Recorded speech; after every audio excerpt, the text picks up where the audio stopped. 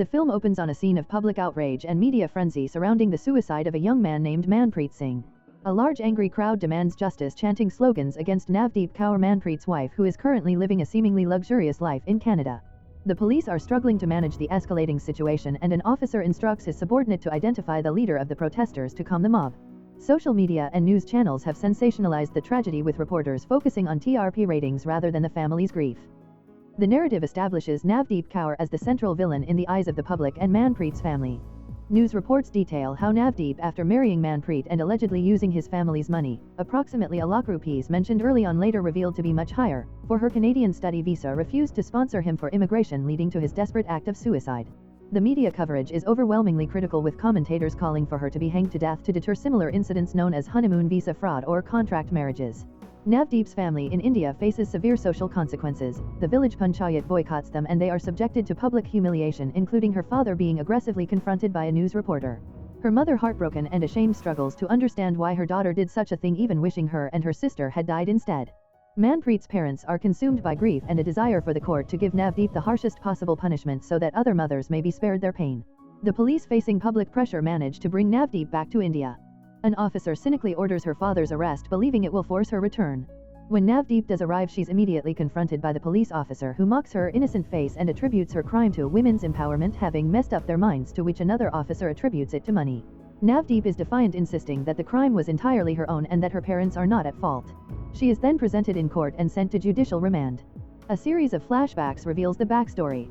Navdeep, ambitious and focused on a career in Canada, resists her parents' attempts to arrange her marriage. She dreams of self-reliance, not being confined to a traditional marital role. However, when her father is unable to secure a loan from the RTIA commission agent for her study visa fees, a wedding mediator appears. This mediator proposes a solution. He will arrange a match with a groom who will bear all her expenses for her Canadian visa and wedding in exchange for her sponsorship once she reaches Canada. Though initially hesitant, Navdeep agrees, seeing it as the only path to her dreams. She marries Manpreet, who is a good-natured, loving and simple man.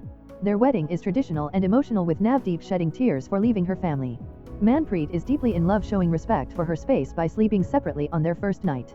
He expresses his desire to get to know her and is clearly excited about their future.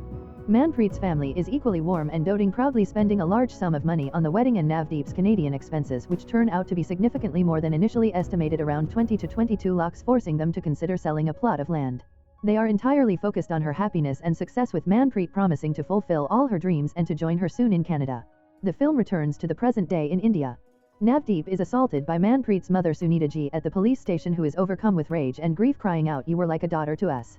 In court, the prosecution, led by Mr. Ahluwalia, presents a strong case, citing Navdeep's confession during police remand and Manpreet's suicide note. They request the maximum sentence of 10 years.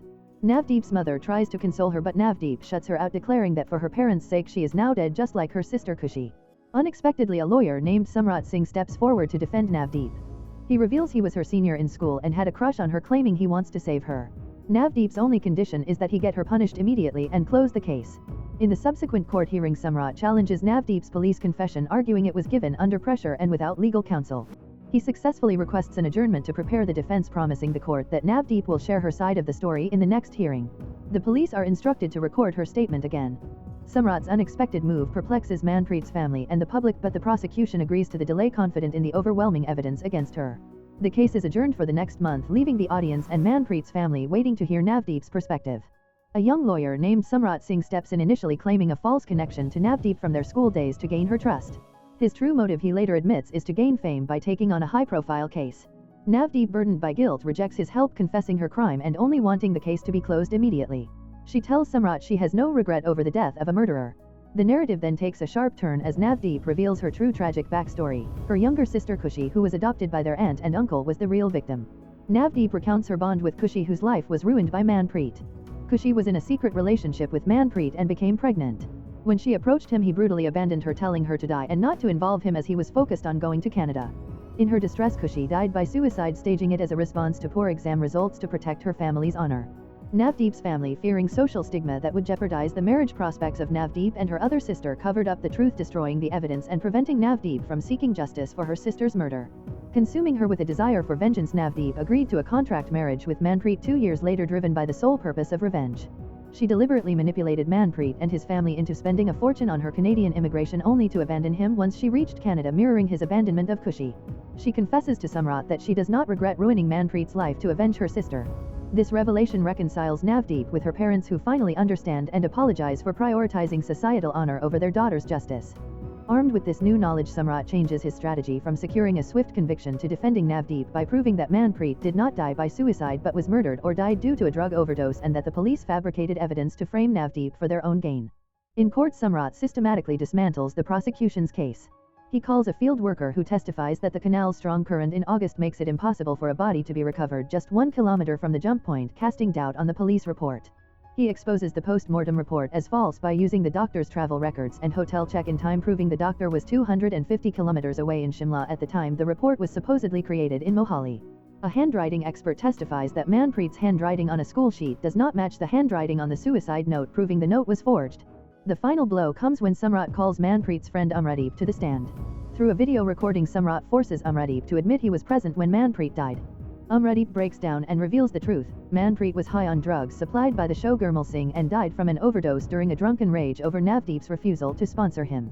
Show Gurmal Singh then arrived, manufactured the entire suicide narrative, forging the note, coercing Amradeep, instructing the doctor to create the false report, and filing the case against Navdeep to frame her for personal gain, possibly drug-related, or to collect a bribe as he was seen dealing drugs. Samrat acknowledges that while Navdeep may not be guilty of Manpreet's death, she is guilty of cheating him for revenge. In his closing argument, he argues a larger societal issue, the cycle of deception and exploitation in marriage.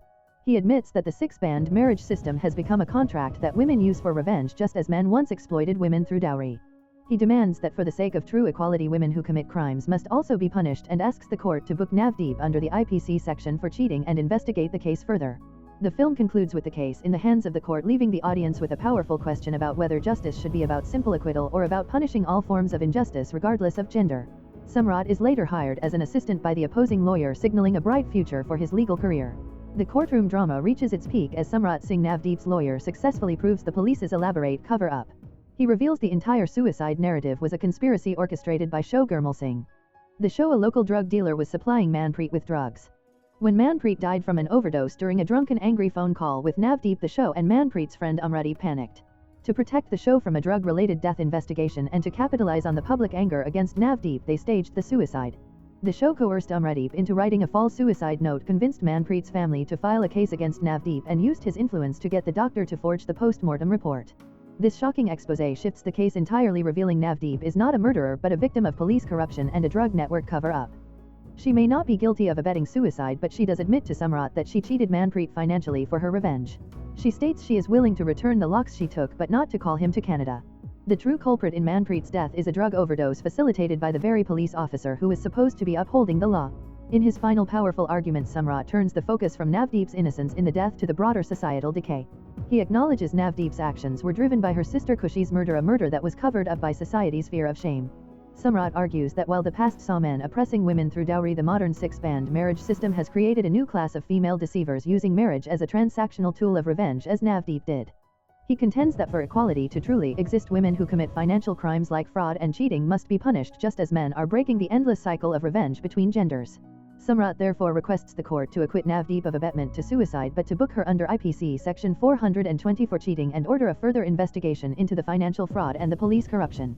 The film concludes as Samrat is hired by the senior prosecutor, implying his successful use of the case to launch his career, while the fate of Navdeep, the corrupt show and Manpreet's friend, is left to the court's final landmark decision. If you enjoy watching this video, then subscribe to Angel Recaps for the latest movies explanation.